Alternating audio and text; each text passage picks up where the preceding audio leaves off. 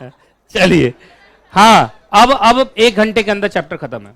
बस हाँ, बस 1 घंटे, मैक्स मैक्स 1 घंटा। सुनिए सुनिए, शांत शांत। अच्छा एक बात बताओ, तुम सेक्शन 2 क्लॉज 70 है प्रोस्पेक्टस का डेफिनेशन? नहीं नहीं बोलो, सेक्शन 2 क्लॉज 70, सेक्शन 2 क्लॉज 70। इसलिए कहा था सेक्शन कभी याद किया नहीं जाता, हो जाता है। देखिए आज क्लास में कितने बार हमने सेक्शन 2 क्लॉज 70 बोला, वो अपने आप याद हो जाए। अब यहां से आप लोग मेट्रो में जाएंगे या घूमने फिरने जाएंगे, किसी दुकान में गए, सेक्शन 2 क्लॉज 70 आप बोलते रहे, अपने लॉ को अपने लाइफ में लाइए। लॉ को अपने लाइफ में लाएंगे, अपने आप एग्जाम पास हो जाएगा। ठीक है, कभी तुम लोग बात करते हो लॉ की भाषा में एक दूसरे से कि ज्यादा मत बोल, मेरे साथ नॉट स्टैंडिंग लगा हुआ है, ओवरराइड कर जाऊंगा तेरे पे, नहीं बोलते हैं सब। सेक्शन 2 क्लॉज 70 में प्रोस्पेक्टस मींस था एंड इंक्लूड्स था। इंक्लूड्स में आपको याद होगा 2 काइंड ऑफ प्रोस्पेक्टस बताया था, एक शेल प्रोस्पेक्टस और एक रेड हेयरिंग प्रोस्पेक्टस। तुम लोग को पहले पढ़ा रहा हूं कौन, शेल प्रोस्पेक्टस। सेक्शन नंबर लिख दो यहां पे, सेक्शन 31 लिखो, मोटा मोटा सेक्शन 31 लिखो। 5 मार्क्स का शॉर्ट नोट आएगा इस पे, 5 स्टार रेटिंग दे दीजिए, आएगा। या तो शेल प्रोस्पेक्टस या रेड हेयरिंग प्रोस्पेक्टस, दोनों में से कोई एक पूछेगा। पूरा बुक ही पूछेगा वो, मतलब मैं ये बता रहा हूं कि ये इंपॉर्टेंट है। कुछ लोग हैं यही आएगा ना, बाकी नहीं पढ़ेंगे, बात खत्म। 5 स्टार रेटिंग। आइए, एक काम करना पड़ेगा तुम लोग को, बस इतना बस पढ़ना है तुमको, बस इतना। जोर जोर से चिल्ला चिल्ला के, मैं सबका मुंह चेक कर रहा हूं।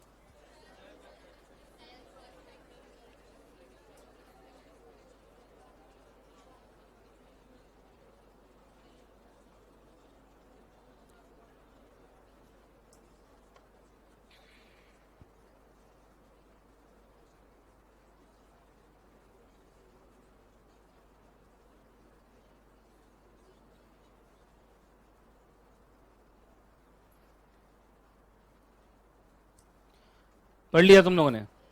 चलिए सुनिए, एक बात बताओ, इधर देखो इधर देखो, एक चीज तुम्हें सिखाता हूं, शांति से सुनना अब जो मैं बताने जा रहा हूं। ऐसे तो ये चार्ट काफी लंबा जाता है, ये सब तुम कहां पढ़ोगे? सिक्योरिटी लॉ में, देख रहे हो कितना है,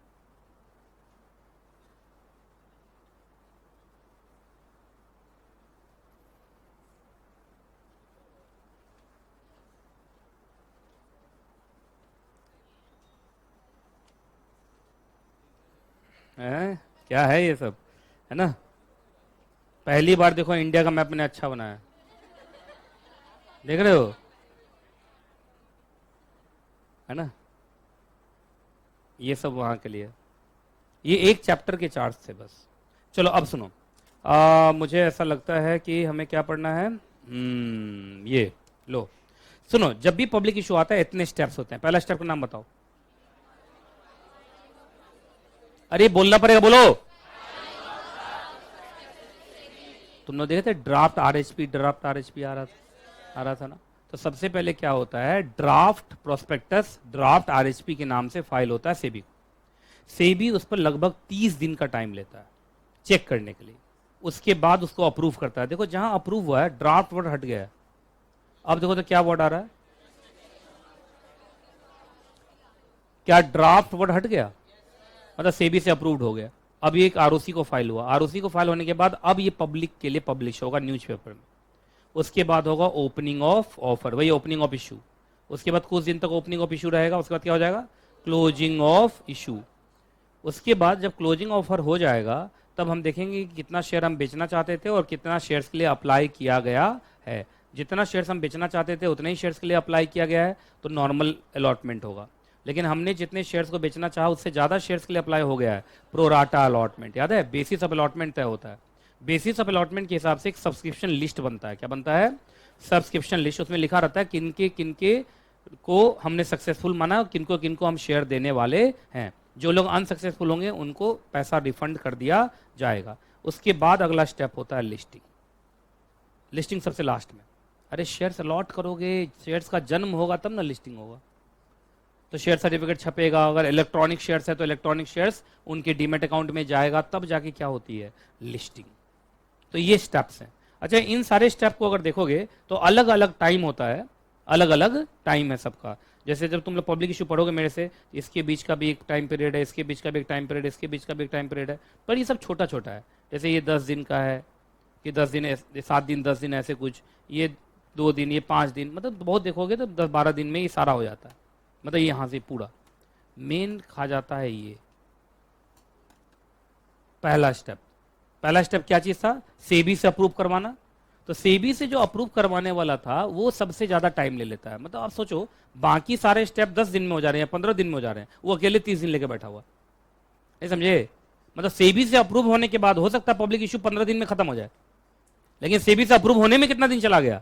30 दिन। तो भाई 30, 15, 45 हो गया। तो मतलब वो पहला जो स्टेप है ना सेबी वाला, वही सबसे बड़ा झंझट है। वो मैंने 30 दिन बोला, वो और लंबा ले लेता है। कहीं तुमसे कोई इंफॉर्मेशन मांग लिया कि हमने आपके प्रोस्पेक्टस को देखा, यहाँ गलत नजर आया, आप जवाब दीजिए। लो जवाब दो। पहले जवाब देने में तुम 15 दिन लगाओगे, फिर वो जवाब देखेगा, कहेगा नहीं समझ में आया, फिर से जवाब दो, कहा फिर देखा, मालूम चला 3-3 महीने 4-4 महीने फंसा के रखता है। तो पहला स्टेप बहुत भयंकर है। अब एक बात बताओ, कोई कंपनी ऐसी जिसका बिजनेस ही पैसे का है, बताओ तो कौन सी ऐसी कंपनी होती है जिसका बिजनेस पैसे का होता है? बैंक और फाइनेंशियल इंस्टीट्यूशन। अच्छा, बैंक का बिजनेस पैसों का है, बात तो सही है, बैंक का तो बिजनेस ही पैसे का है। अच्छा, सबसे ज्यादा जरूरत जल्दी जल्दी किसको पड़ता होगा पैसे का? बैंक और फाइनेंशियल इंस्टीट्यूशन का। तो मुझे लगता है बैंक और फाइनेंशियल इंस्टीट्यूशन ऐसे लोग हैं जो जल्दी जल्दी पब्लिक इशू लाते होंगे। मान लो कि अगर उस साल में 4 बार पब्लिक इशू ला रहे हैं, तो 4 बार ये सारे स्टेप्स, और 4 बार के सारे स्टेप में सबसे पहला स्टेप चारों बार लेट करा रहा है। नहीं समझ में आया लोग को?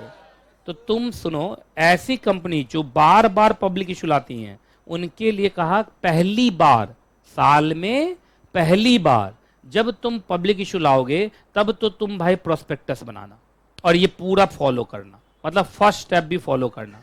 लेकिन दूसरे, तीसरे, चौथे बार लाओगे तो पहला स्टेप छोड़ दो, क्योंकि पहले स्टेप में इतना बड़ा प्रोस्पेक्टस 600 पेज का बना के आपसे अप्रूव कर लिया भगवान, अब 2-3 महीने में क्या बहुत बड़ा चेंज आ गया होगा मेरे में? जो चेंज आ गया, बस वो एक डॉक्यूमेंट लो, जो उस डॉक्यूमेंट का नाम रहेगा इन्फॉर्मेशन मेमोरेंडम। क्या नाम रहेगा?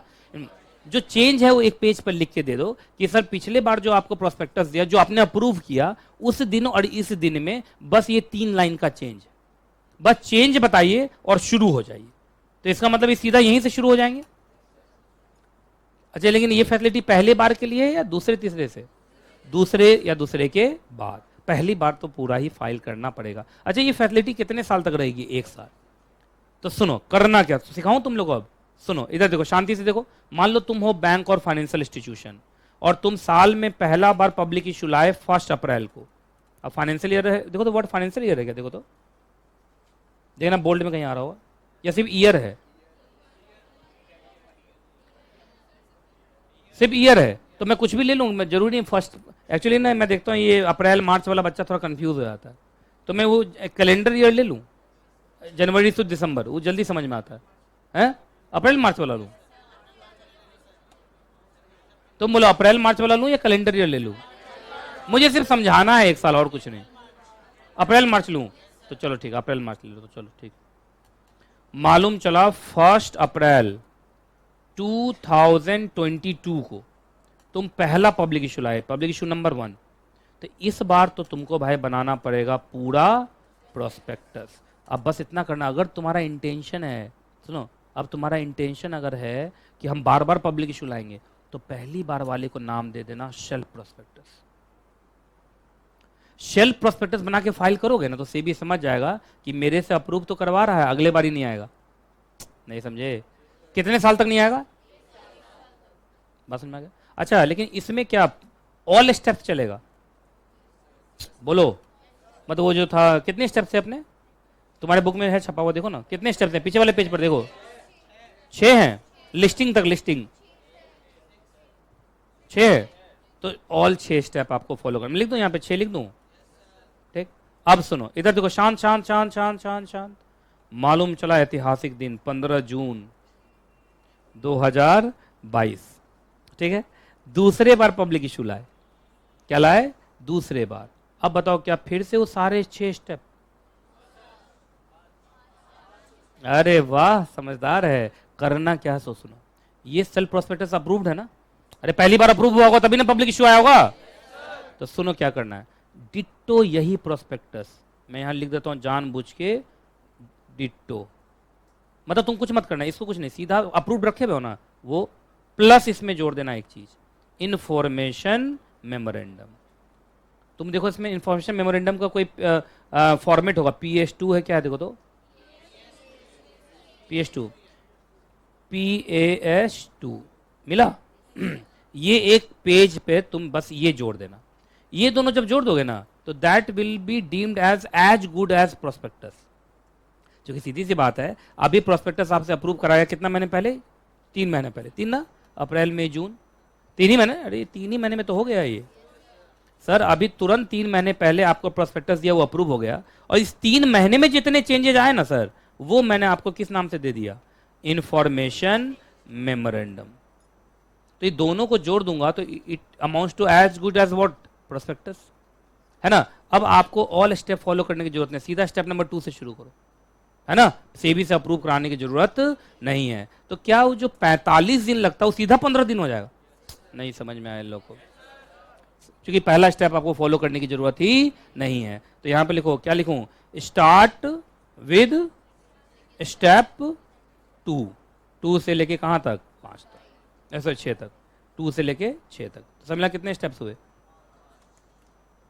समझ में आ गया। अच्छा, ऐसे फिर पब्लिक इशू लाओगे तो मान लो सितंबर में लाए तो सेम कहानी, वही सेल्फ प्रोस्पेक्टस, बस आपका सेल्फ प्रोस्पेक्टस से लेके सितंबर तक में 9 महीने हो गए होंगे, उस 9 महीने का क्या, इंफॉर्मेशन मेमोरेंडम। कितना ही चेंज होता है यार, थोड़ा बहुत चेंज हो, एक पेज में लिख देना, नहीं समझे।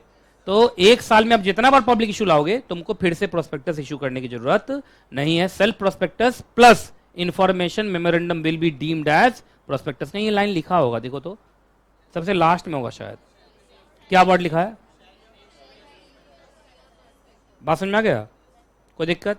तो मैं ये भी यहां पर लिख देता हूं, बोलो शेल प्रोस्पेक्टस, बोलो नहीं plus information memorandum, memorandum is equal to deemed prospectus, मतलब पूरा प्रोस्पेक्टस। तो बताओ दूसरे तीसरे बार तुमको पूरा प्रोस्पेक्टस बनाना है, बस इंफॉर्मेशन मेमोरेंडम बनाना है। इंफॉर्मेशन मेमोरेंडम जोड़ते रहिए, दैट विल अमाउंट की जैसे तुमने एक प्रोस्पेक्टस ही बना दिया, ये ज्यादा अच्छा है। अब कंपनी चाहे तो जल्दी जल्दी हर 15-20 दिन में भी पब्लिक इशू ला सकती है, नहीं ला सकती है जी, मतलब नहीं याद ना ये कहानी कहां तक है, 1 साल तक। अच्छा 1 साल खत्म हो गया तो फिर से पहली बार जो आएगा वो तो पूरा आएगा। फिर सेल्फ प्रोस्पेक्टस कितने साल के लिए वैलिड होता है, 1, बस कहीं लिखा होगा देखो तो। ये उतारना है क्या तुम लोग को, ये सब तो उतारो, जल्दी उतारो, अब जल्दी खत्म हो जाएगा, ज्यादा टाइम नहीं, बस यहां से 1 घंटा बस। अब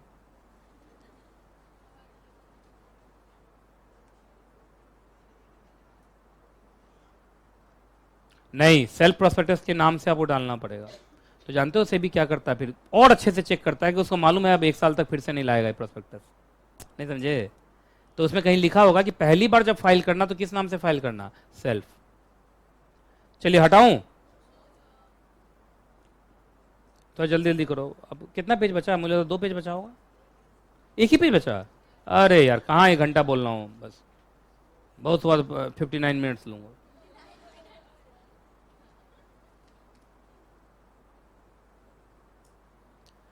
दुनिया जमाना काफ़ी बदल रहा है भाई, एक समय में हीरो सभी बदल गया। पहले शाहरुख खान बोलता था भाई एक ज़िंदगी है, एक सांस है, एक ही बार प्यार होता है, एक ही बार शादी होती है।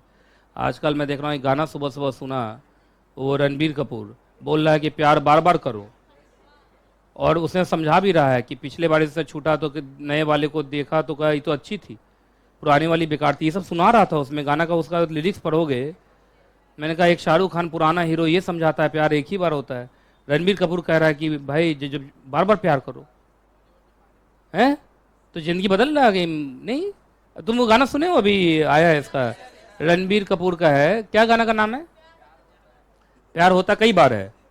अब बताइए शाहरुख खान को बुरा नहीं लगा होगा, तो जिंदगी भर यही समझाया लोगों को कि प्यार एक ही बार होता है, एक ही बार तो उसका प्यार किरण से एक ही बार हुआ ना, सिमरन से हुआ, खैर उसको बहुतों से हुआ है।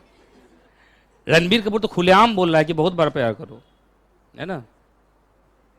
एक अजय देवगन है, जिससे प्यार करता है उसके बाद भोला बन जाता है वो। अच्छा तुम लोग बोला था भोला का ट्रेलर दिखाऊंगा, आज ही दिखाऊंगा। आज चूंकि प्रोस्पेक्टस पेपर के तुम लोग ना पागल हो गए हो, तुम लोग इनविटेशन डॉक्यूमेंट बन चुके हो। तो हटाऊं, रुक जा और लोग भी कर रहे हैं। चलिए हटाऊं। अब लंबी लंबी क्लासेस का आदत डाल लीजिए, है ना। अब नहीं तो कब। हटाऊं क्या? हाँ जी, चलो बोलते जाओ। अब मैं लाइन बाय लाइन टैली कराते जा रहा हूं। लाइन बाय लाइन टैली करना सबसे जरूरी। आओ भाई आओ, कहां क्या क्या लिखा हुआ जल्दी बताओ। सबसे पहले बताइए एकदम स्पीड में, सेल्फ प्रोस्पेक्टस भी एक क्या है? याद होगा सेक्शन 2 क्लॉज 70 में भी बोला था, प्रोस्पेक्टस इंक्लूड्स सेल्फ प्रोस्पेक्टस। इसमें जो भी सिक्योरिटी इश्यू होंगे, क्या यहां पे वन और मोर इश्यू होगा? बोलो, ये वन और मोर इश्यू लाओगे तभी। अगर एक ही इश्यू ला रहे हैं साल में एक बार तो क्या जरूरी? ये लगता ही तब है जब वन और मोर हो। अगला, over a certain period. Certain period मालूम है 1 साल है ना। और क्या लिखा? Without the issue of further prospectus. अच्छा, पहली बार में ही नहीं कि दूसरे तीसरे बार में? फर्दर का मतलब दूसरा, तीसरा, चौथा, पांचवा, मतलब 1 साल में आप जो सेकंड, थर्ड, फोर्थ जो भी लाओगे, अब आपको फिर से प्रोस्पेक्टस इशू करने की जरूरत नहीं है। बस वो पुराने डीम्ड प्रोस्पेक्टस में क्या जोड़ दो? Information memorandum that will be deemed की जैसे तुमने प्रोस्पेक्टस ही फाइल कर दिया। तो दूसरे तीसरे बार अब आपको कब तक? 1 साल तक आपको प्रोस्पेक्टस वाला स्टेप लेने की जरूरत नहीं है।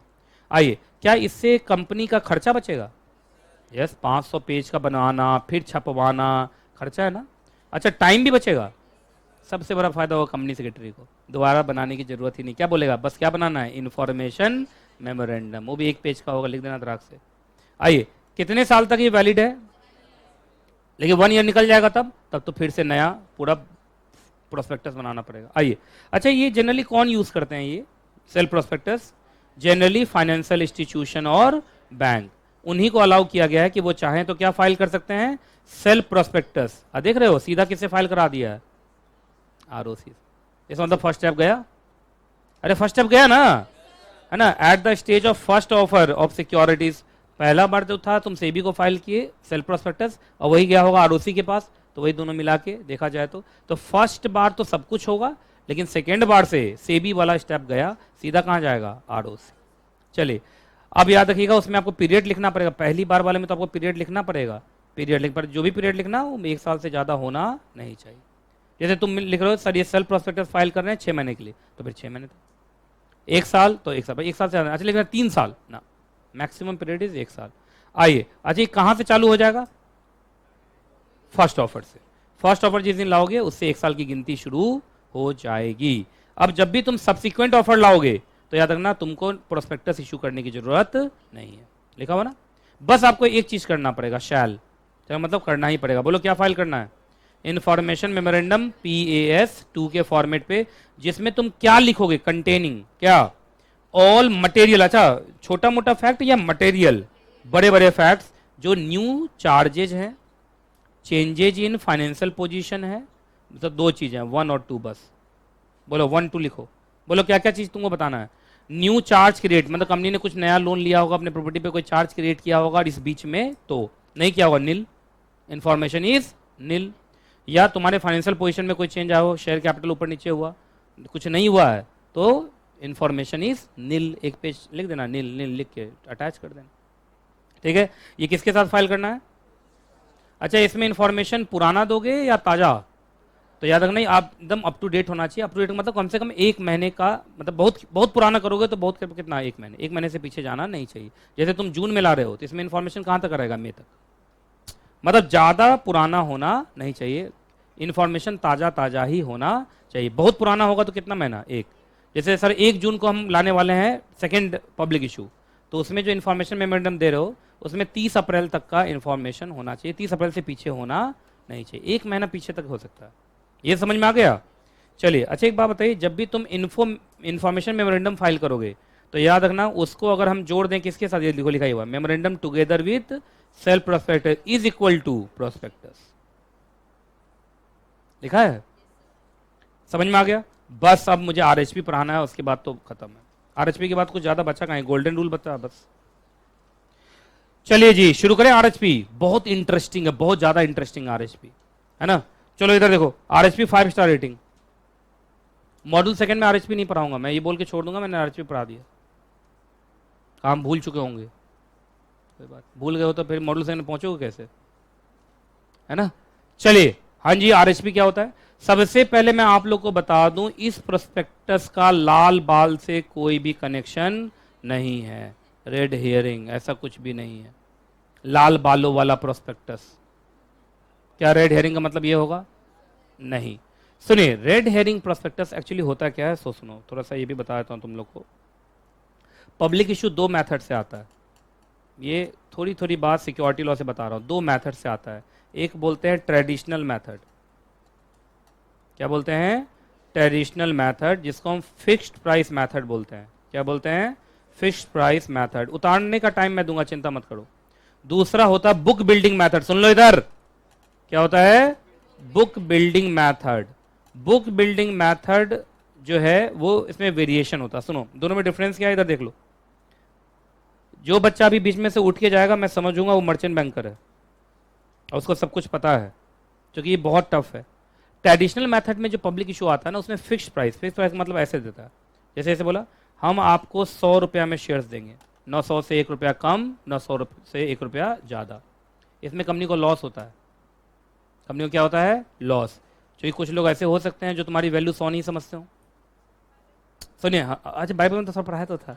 यस, चलो मैं ये समझ के पढ़ा रहा हूँ, तुम्हें कुछ नहीं आता। सुनो, 100 रुपया में कंपनी को नुकसान हो सकता है। कुछ लोग ऐसा, जो तुम्हारे शेयर का वैल्यू 99 समझ रहे थे, वो शायद तुम्हारा शेयर नहीं लेंगे। ये समझे? लेकिन बुक बिल्डिंग में क्या होता है, आप शेयर होल्डर को ही बोलते हैं कि मैं आपको एक प्राइस बैंड दे रहा हूं। क्या दे रहा हूं? Price band. आप उसमें बिडिंग कीजिए, जो प्राइस आपको अच्छा लगे उसे बीट कीजिए। जिस प्राइस पर सबसे ज्यादा बिडिंग होगी, हम समझेंगे सबसे ज्यादा लोग उसी पर तैयार हैं, और हम वही फाइनल प्राइस मानेंगे, जिसको हम कट ऑफ प्राइस बोलते हैं, है ना। तो जैसे यहाँ पे ये लोग बोल देगा, जैसे 100 है ना, तो 100 का 20% पीछे जाओ, तो 100 का 20% 80 नहीं, 80 से 20 नहीं, 80 नहीं हो पाएगा, क्योंकि 80 का 20% ऊपर नहीं गया ना। 80 का 20% कितना होगा? 16। तो 16 का बनाओ, तो 100 16 का बीच में 100 से पीछे 16 जाओ, तो 84। चलो ना, मैं ऐसे करता हूँ, 90 से 100 एकदम ठीक है। 20% का ही डिफरेंस है। 20% ज़्यादा का डिफरेंस नहीं होना चाहिए। कितना है? 20% है ना, देख लो, आराम से 20% का गैप है दोनों के बीच में। चाहे तुम इधर से गिनो तो 80 तक जा सकते थे, इधर से गिनो तो भी हम 100 से ज़्यादा भी जा सकते थे, लेकिन हमने कितना रखा है? 90 से 100। अब इसमें लोग बीड करेंगे, इसको क्या बोलते हैं? Price band. अब इसमें जो मान लीजिए 95 पर सबसे ज़्यादा बीडिंग हुई, तो कट ऑफ प्राइस क्या निकलेगा? 95। तो आजकल जो पब्लिक इशू आता है ना, ज़्यादातर आता है बुक बिल्डिंग से। बुक बिल्डिंग ही चल रहा है आजकल, क्योंकि बुक बिल्डिंग में पब्लिक इशू सक्सेस ज़्यादा होता है, क्योंकि आप सामने वाले के हिसाब से प्राइस तय कर रहे हैं, तो ज़्यादा शेयर्स बिक जाते हैं। लेकिन फिक्स्ड प्राइस मेथड में क्या होता है, तुम जबरदस्ती करते हो कि नहीं 100 तो 100, अब बाकी सारा पब्लिक बोला तेरा औकात ना 95 है, तो एक ने भी शेयर्स के लिए अप्लाई नहीं किया, गए ना काम से।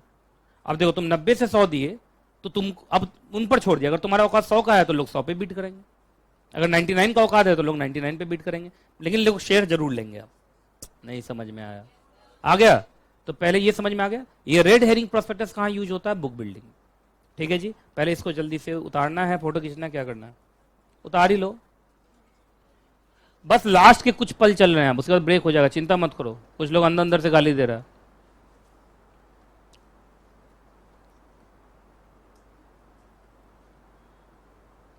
मुझे लंबी क्लास बहुत पसंद है, कि मैं बैठा रहा हूँ, पढ़ाता रहा हूँ दिन भर, कोई ब्रेक ना हो। मजा इसी में है।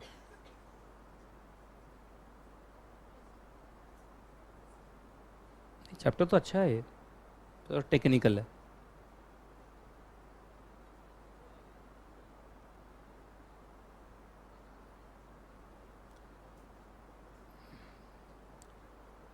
मॉड्यूल सेकेंड वाले का टेस्ट हो रहा है, मालूम है ना। प्रोफेशनल वाले का भी टेस्ट हो रहा है। अब बारी है तुम लोगों की। हाँ, उसी के बाद जो बोल रहा ना ये लोग, उसी के बाद उन्हीं लोग से तो पूछ के करना है मुझे। यस, बुक बिल्डिंग है ना, जो सामने वाला उसी से पूछ के करेंगे। अगर मैं जबरदस्ती अभी टेस्ट रख दूंगा तो मामला बिगड़ नहीं जाएगा। तो तुमसे पूछ के अगर टेस्ट का डेट रखूं तो तुम तो जरूर आओगे फिर। तो भाई तुम लोगों से पूछना बहुत जरूरी है। तुम लोग बादशाह हो, क्या हो? बादशाह हो। चलिए हटाऊं, ऐसे भी याद रखिएगा, consumer is the king, consumer is the king. हटाऊं क्या? हटाऊं पक्का? चलो हाँ जी। अब एक बात बताओ, रेड हेरिंग प्रोस्पेक्टस में तुम प्राइस बैंड देते हो, फाइनल प्राइस तो देते नहीं हो। तो याद रखना, ये जब प्रोस्पेक्टस इशू होगा ना, इसमें हमेशा दो चीजें गायब रहेंगी। अब मैं बता रहा हूं, इधर देख लो, सुनो अच्छे से, शांति से इधर देखना। एक वर्ड होता है इशू साइज। क्या वर्ड होता है?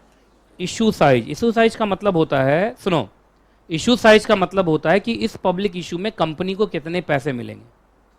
तो बताओ, तो issue size is equal to number of shares into price.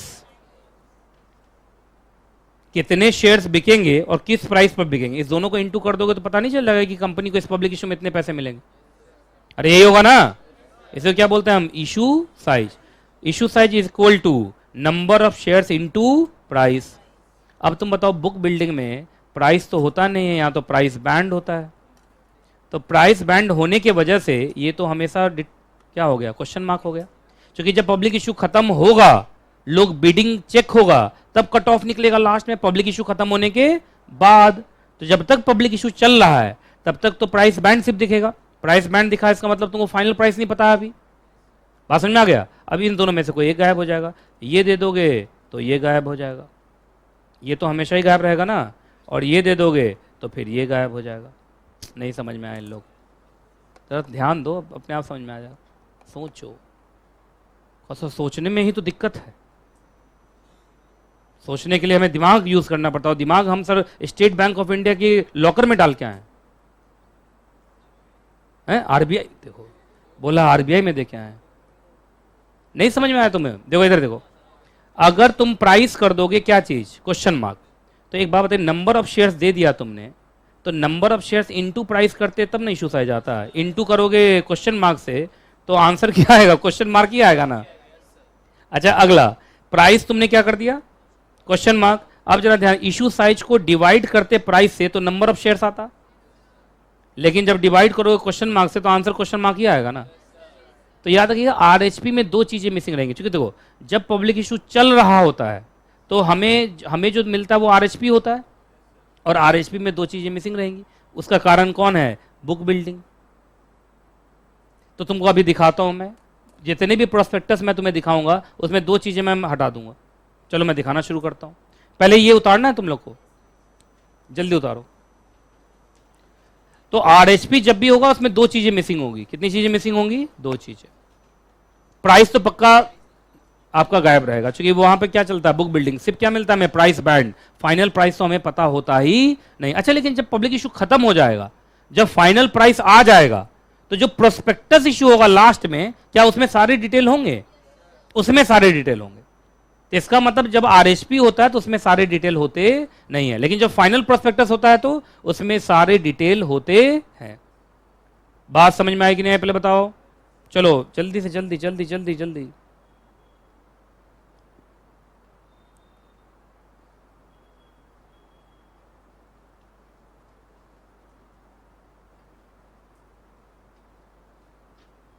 चलिए हटाऊं। इस चैप्टर में ज्यादा टाइम क्यों लगा मालूम है? रियल लाइफ एग्जांपल के चक्कर में, वो बार बार देखना नहीं पड़ रहा रुक रुक के। चलो बताओ कौन सी कंपनी है? ये तो प्रोस्पेक्टस है, इसमें तो सब कुछ होगा। हमें अभी प्रोस्पेक्टस नहीं देखना है। चलो इधर देखो, सेबी की वेबसाइट पे आ गए। हमें क्या देखना है? हमें ड्राफ्ट ऑफर। रेड हेरिंग देखोगे? आरएचपी पढ़ रहे हैं, रेड हेरिंग। आ जाओ, रेड हेरिंग बताओ तो इस किस कंपनी का भी आया है? अरे अडानी, मजा आ गया, अडानी दिख गया। अब तो क्लिक करें, ये आरएचपी है ना। चलो आरएचपी हो गया, अडानी आ गया, अब तो कोई दिक्कत ही नहीं है, मोटा भाई है। चलो भाई, अडानी एंटरप्राइज लिमिटेड, ये एफपीओ था तो पहले से ये कंपनी लिस्टेड है, एल दिखा रहा है। अरे एफपीओ था ना। चलो भाई इधर देखो, सबसे पहले देखते जाइए भाई, ये रजिस्टर्ड ऑफिस आ गया। उसके बाद कंपनी सेक्रेटरी कौन है? जतीन जलूंढावाला। ये तो आईसीएसआई इसको पास किया होगा, रिजल्ट पब्लिश करने में बड़ा दिक्कत हुआ होगा आईसीएसआई को, है? कहीं कुछ और लिख दिया तो अलग ही नाम हो जाएगा, है ना। जो भी है, ये देखिए company secretary and compliance officer. अब देखिए अभी तक ये क्या चल रहा है तुम्हारा? आरएचपी, और आरएचपी है तो जरा सेक्शन का नाम देखिए तो कौन सा दिखा रहा था? Section number 32। Please read section 32 of companies act, है ना। बुक बिल्डिंग है, देख लो आ गया। क्या वर्ड लिखा हुआ है? 100% book building. Actually book building भी बहुत तरीके का होता है, वो तुम पढ़ोगे कहाँ सिक्योरिटी लॉ में। ज़्यादा पढ़ा दूंगा तो बच्चा भाग जाएगा उठ के अभी। चलिए अब जरा देखते हैं इधर, देखते जाओ देखते जाओ देखते जाओ। Type fresh issue. अब तुम जरा देखते जाओ, रुको रुको रुको। इशू साइज गायब कर दिया अप टू डैश, नहीं दिखा नहीं दिखा नहीं दिखा इन लोग को। देख गया इशू साइज को क्या कर दिया, डॉट नहीं कर दिया डॉट, ये देखो कर दिया। अच्छा इशू साइज डॉट कर दिया तो अभी प्राइस भी डॉट रहेगा लेकिन नंबर ऑफ शेयर दे देगा। अरे तीनों में से एक चीज तो दे देगा, और मुझे लगता है नंबर ऑफ शेयर आ जाएगा, नंबर ऑफ शेयर आ जाएगा। आगे देखते हैं, आगे आओ आगे आओ आगे आओ आगे आओ आगे आओ। नंबर ऑफ शेयर, अच्छा फ्रेश इशू नॉट अप्लीकेबल। अच्छा फ्रेश इशू, ठीक ठीक है ठीक है। इन्होंने ना क्या दे दिया मालूम है तुमको, इन्होंने ऑफर साइज दे दिया है 20,000 करोड़ का। क्या है ऑफर साइज। इन्होंने ना देखो यहाँ पर जरा ध्यान सुनेगा, फ्रेश इशू और ऑफर फॉर सेल, तो ऑफर फॉर सेल को क्या लिख दिया, नॉट अप्लीकेबल। और ये इसका मतलब ये पूरा का पूरा क्या है, फ्रेश इशू है। अब देखिए आगे देखते हैं, और अभी आगे कुछ दिखेगा। ये सब कौन है बताओ, BRLM, वही मर्चेंट बैंकर्स। अभी देखिए हाँ यहाँ से तुम्हें साफ साफ दिखेगा, ये ज़्यादा अच्छा है। कोई बच्चा नहीं ज़्यादा अच्छा है, ये हमें ज़्यादा बुरा लग रहा है। आइए सबसे पहले बताइए क्या है ये, up to dash equity shares. ये लो, तो इसमें क्या गायब कर दिया इन्होंने, total number of equity shares गायब कर दिया, इसलिए इशू साइज दे दिया था। अब प्राइस तो गायब रहेगा ही, अरे बुक बिल्डिंग में तो प्राइस तो गायब रहेगा ही।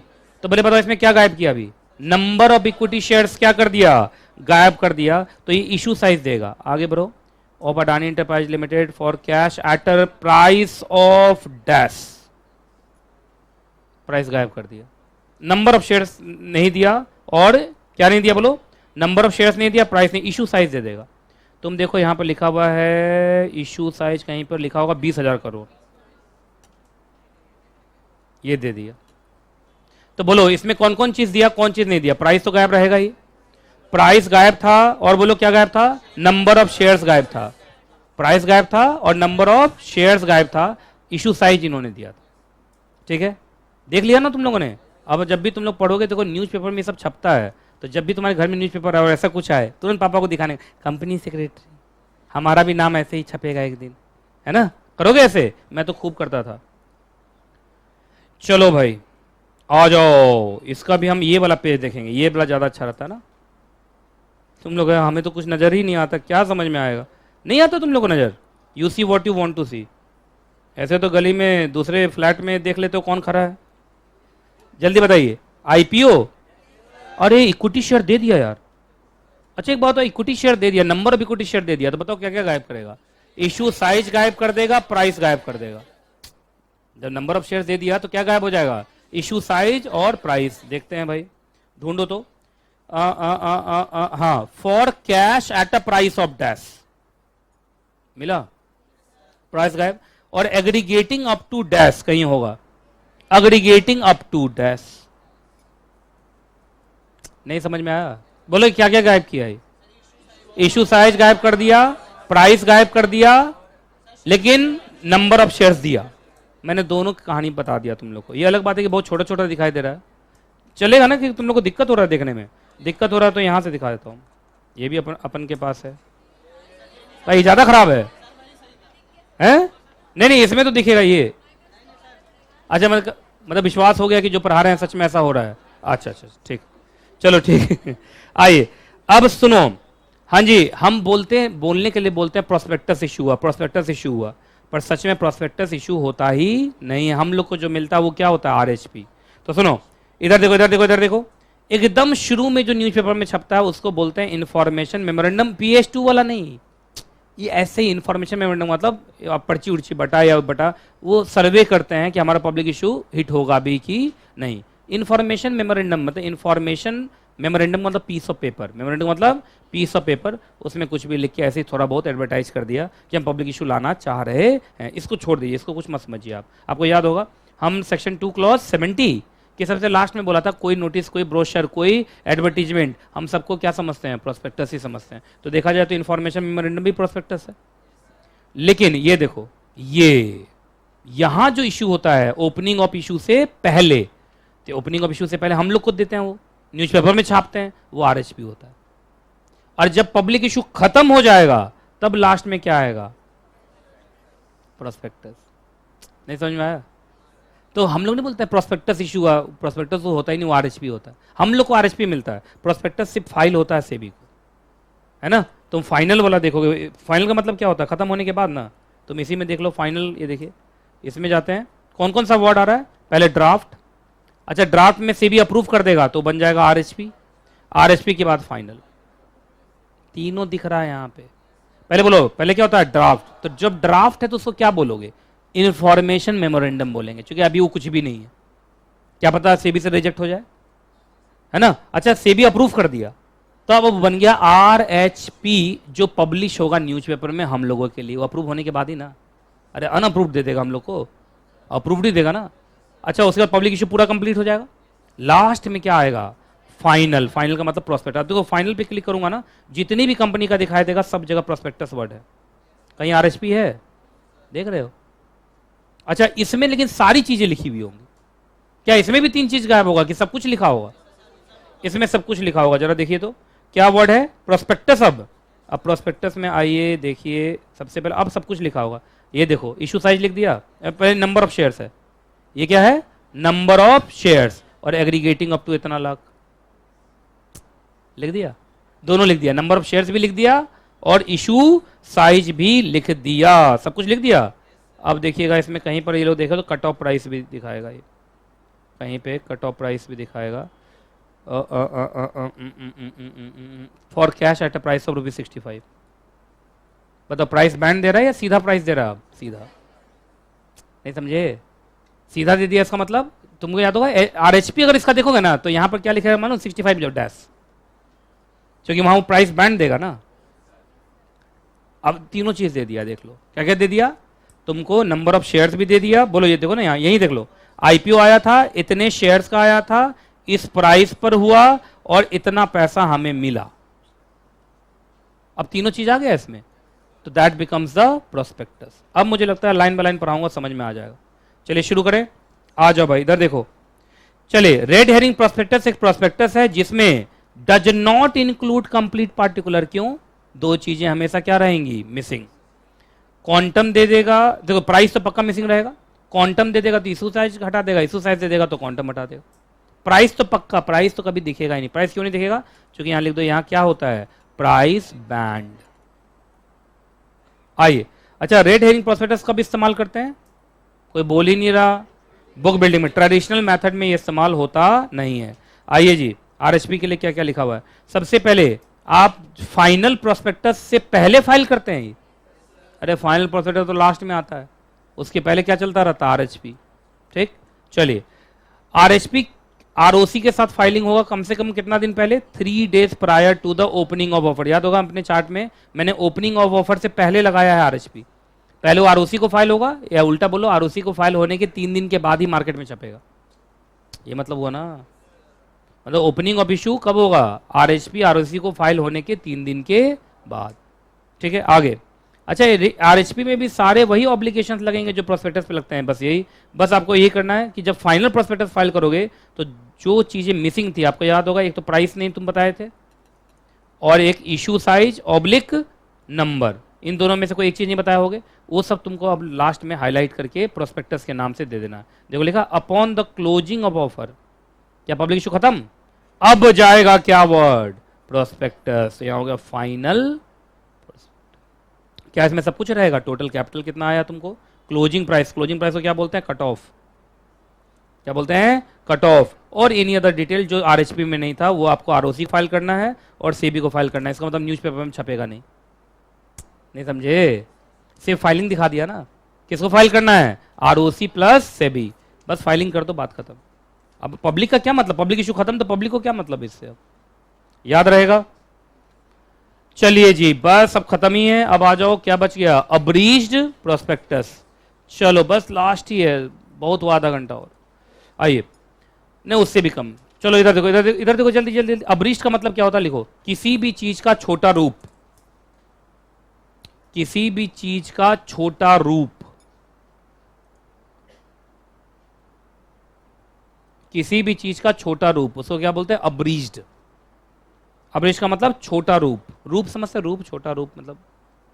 चलिए, हाँ जी, आइए एक बात बताइए, इसमें सारे चीजें होंगी या ओनली सेलिएंट फीचर्स? जब मैं बोल रहा हूं छोटा रूप तो सेलिएंट फीचर्स ही होगा ना। सेलिएंट, अच्छा साइलेंट या सेलिएंट? Salient means important. तो अब्रीज्ड प्रोस्पेक्टस में आपको सिर्फ मेन मेन बातें लिखनी है, सारी बातें लिखनी नहीं है। जैसे 600 पेज का प्रोस्पेक्टस तुम देख रहे थे, लेकिन जब अब्रीज्ड बनेगा तो शायद 6 पेज का हो। शायद कितने पेज का होगा? 6। तो 6 पेज में क्या तुम पूरा लिख लोगे कि सिर्फ सेलिएंट फीचर लिखोगे? कोई दिक्कत? तो सुनो, अब एक क्वेश्चन पूछता हूं तुमसे, ये बताओ, जैसे पहले, आजकल तो ऑनलाइन हो गया दुनिया में, सबको सब कुछ दिख जाता है, लेकिन पहले जब पब्लिक इशू आता था तो मैं देखता था ये जो एटीएम नहीं होता, एटीएम मोबाइल, ये बैंक के एटीएम, उस एटीएम के सामने इतने मोटे मोटे, है ना, अब्रीज्ड प्रोस्पेक्टस फेंके हुए होते थे। क्यों फेंके होते थे? सुनो, जब पब्लिक इशू आता था तो कंपनी क्या करती थी, अपना प्रोस्पेक्टस जैसे ऐसे जगह पे जहां पैसे वाले लोग पहुंचे, पैसे वाले लोग कहां पहुंच रहे हैं? एटीएम, बैंक, और भी, हाँ, एनबीएफसी के ऑफिस में, सीपी में, जगह जगह जहां उसको लगता है अमीर आदमी आता है, वहां पे वो इतना इतना रखवा देते थे, और उसी के साथ शेयर एप्लीकेशन फॉर्म होता था। तो बड़े बड़े, तुम पुराने स्कैम 1992 देखोगे वेब सीरीज, वो सिक्योरिटी लॉ पढ़ाऊंगा, उसका सारा सिक्योरिटी लॉ ही है। मतलब अगर तुम मॉड्यूल 2 के स्टूडेंट हो तो तुमको पूरा वो सीरीज समझ में आएगा। कोई बच्चे कहे सर मॉड्यूल 1 में फिर भी समझ में आया, फिर भी समझ में आ गया इनसाइडर ट्रेडिंग क्या होता है। हाँ, उसके अंदर वहाँ आरबीआई आ गया, उसके अंदर सेबी आ गया, उसके अंदर वहाँ सीज एंड रजिस्ट ऑर्डर रहा था। कहाँ से तुमको पता है? तुम बस देखिए कि एक आदमी अमीर हो रहा है, मर गया बाद में, है ना, यही सब देखा ना तुम लोगों ने। स्कैम 1992 कितने लोगों ने देखा? बहुत बढ़िया वेब सीरीज है, कहा जाता है इंडिया का सबसे नंबर 1 पे वो आता है गिनती में, है ना। बाकी कुछ लोग तो यहाँ हैं मिर्जापुर वाले, है ना। चलिए इधर देखिए, हाँ जी सुनो, स्कैम 1992 देखना, वो भी पुराने जमाने का दिखाता है, अरे 1992 का दिखाता है ना वो। उसमें तुम देखोगे ऐसे ही ये अब्रीज्ड प्रोस्पेक्टस वो उठाता है, ऐसे पढ़ता है, अगर उसको पढ़ के अच्छा लगा तो उसी में शेयर एप्लीकेशन फॉर्म रहे, उसी को भर के जमा कर देता है, हो गया शेयर के लिए अप्लाई। नहीं समझे? तो पहले के जमाने में ऐसा होता था, आजकल तो खैर सब कुछ ऑनलाइन हो गया, अब्रीज्ड प्रोस्पेक्टस भी आपको दिखाई देगा नहीं। लेकिन सेबी का कहना है, सुनिए ये बहुत इंपॉर्टेंट लाइन है, इसको पढ़िए, ये लिखो, जनरल रूल है, ये पढ़ो, बस लास्ट के कुछ पल है, गुस्सा मत हो, पढ़ो। General rule,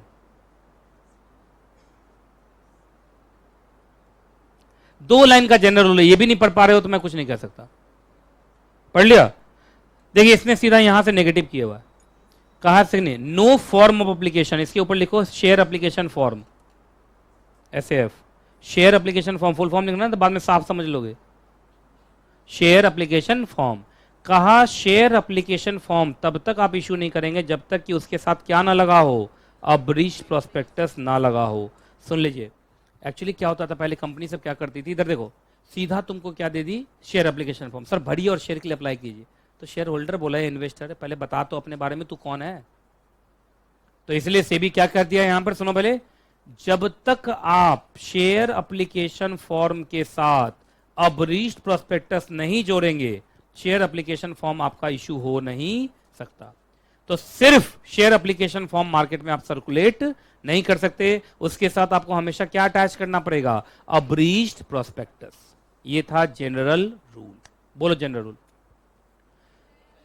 only share application form market में सर्कुलेट नहीं हो सकता, it should always be attached with abridged prospectus. तो ऐसा हो सकता है मार्केट में सिर्फ शेयर एप्लीकेशन फॉर्म कंपनी ने भेज दिया, अरे क्या बात है, पहले अपने बारे में बताओ उसके बाद पैसा मांगो, है कि नहीं। चलिए इधर देखो, इधर देखो, शांत शांत। लेकिन इस जनरल रूल के 4 एक्सेप्शन है। अच्छा 4 एक्सेप्शन का मतलब, यहां सिर्फ शेयर एप्लीकेशन फॉर्म भी चलेगा, देखो यहां, only share application form can be sufficient.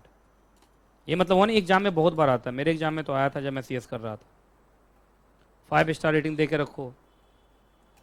Exam में क्वेश्चन पूछेंगे कि क्या शेयर एप्लीकेशन फॉर्म खाली इशू हो सकता है, जनरल रूल नो, लेकिन ये 4 जगह तो हो सकता है, तो 4 क्या है, एक्सेप्शन है ना।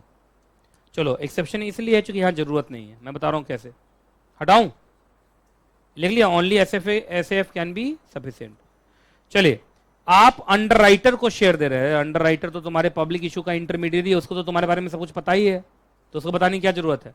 तो अंडरराइटर को शेयर दे रहे हो तो शेयर एप्लीकेशन फॉर्म ही सिर्फ उसको दे दो, उसको अब्रिज्ड प्रोस्पेक्टस देने की जरूरत नहीं है, क्योंकि वो तो पब्लिक इशू का पार्ट है।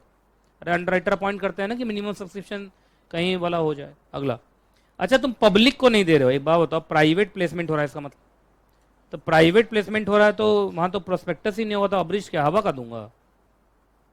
अरे प्रोस्पेक्टस होगा तो ना अब्रिज्ड, है कि नहीं? ठीक है। हाँ जी मुन्नी लाल साहब, क्या हो रहा है? कितनी खुश है, देखो तीनों को मैं देखता हूं हमेशा खुश रहती है, अच्छी बात है, पर बताओ मैं भी खुश होना चाहूंगा। अब्रिज्ड प्रोस्पेक्टस में कॉमेडी लगा नहीं? हाँ है अब्रिज्ड प्रोस्पेक्टस में है। आइए, अच्छा तुम एग्जिस्टिंग शेयर होल्डर को दे रहे हो, अच्छा जब एग्जिस्टिंग को दोगे तो उनको तो तुम्हारे बारे में सब कुछ मालूम है। अरे right issue, bonus issue, existing को दोगे तो वो तो तुम्हारे हर जनरल मीटिंग में आते हैं, एजीएम में आते हैं, ईजीएम में आते हैं, तो उनको अपने बारे में बताने की जरूरत है कि वो तो पहले से मालिक है कंपनी के। अरे अब्रिज्ड प्रोस्पेक्टस उसको तो जो नए लोग हैं, बाकी तो वो तो जानते ही हैं आपके बारे में। अगला, हाँ जी ये हो गया एफपीओ। कैसे पता चला एफपीओ हो गया? थोड़ा पढ़ना सीखो, लॉ का लैंग्वेज नहीं पढ़ोगे सीएस क्या करोगे? यस बहुत बढ़िया बात, ऑलरेडी इशूड भी है और लिस्टेड भी है। कहां? स्टॉक एक्सचेंज पे। तो एक बात बताइए, जो कंपनी लिस्टेड होती है ना उसके बारे में ऑलरेडी बहुत जानकारी मार्केट में होती है, क्योंकि देखिए एफपीओ में आपको ठगा नहीं जा सकता। कैसे? आप ऑलरेडी लिस्टेड है, आपके शेयर का दाम मार्केट में 20 रुपया चल रहा है, तो कंपनी की जिंदगी में 22 पर इशू नहीं करेगी, वो हमेशा 20 से कम पे ही करेगी। नहीं तो तुम ही क्या बोलोगे, तुम्हारा ही शेयर स्टॉक एक्सचेंज से नहीं खरीद लेंगे जो तुमसे खरीदेंगे। अगर कंपनी का शेयर मान लीजिए मार्केट प्राइस स्टॉक एक्सचेंज पे क्या चल रहा है 20, तो कंपनी का एफपीओ पक्का 18 में, 17 में, 12 में आएगा। तो इसमें क्या ठगी हो सकता है पहले बताइए? है जो स्टॉक मार्केट में दाम चल रहा है वही तो एक पैरामीटर हो गया तुमको उस कंपनी के बारे में जानने के लिए कि कंपनी अच्छी है कि नहीं। तो एफपीओ केस में अब्रिज्ड प्रोस्पेक्टस की जरूरत होती नहीं है। 4 जगह बोलो जहां पे सिर्फ शेयर एप्लीकेशन फॉर्म से भी काम चल जाएगा। सर अंडरराइटर को दे रहे हैं क्या? प्राइवेट प्लेसमेंट कर रहे हैं, मतलब पब्लिक को नहीं दे रहे हैं। तीसरा, एग्जिस्टिंग शेयर होल्डर सबको दे रहे हैं, बताने की जरूरत नहीं, वो तो जानते ही हमारे बारे में सब कुछ। क्या है? ऑलरेडी लिस्टेड हो, जिसका मतलब ये एफपीओ है। क्या है? एफपीओ है।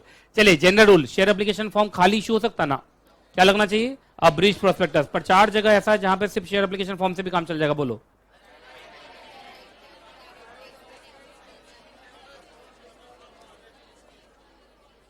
बहुत देर के बाद कुछ पढ़े हो तुम लोग, है ना?